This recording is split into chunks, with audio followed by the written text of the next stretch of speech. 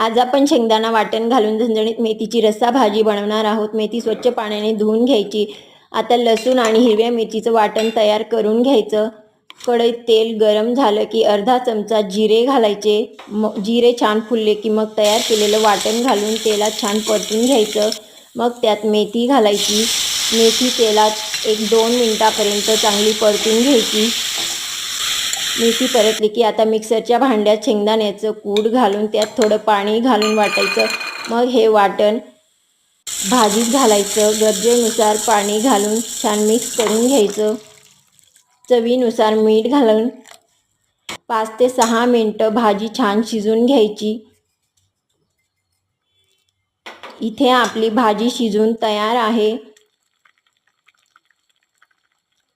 इथे आपली झणझणीत मेथीची रस्सा भाजी तयार आहे। रेसिपी आवडल्यास लाईक, शेअर, सबस्क्राईब करा। धन्यवाद।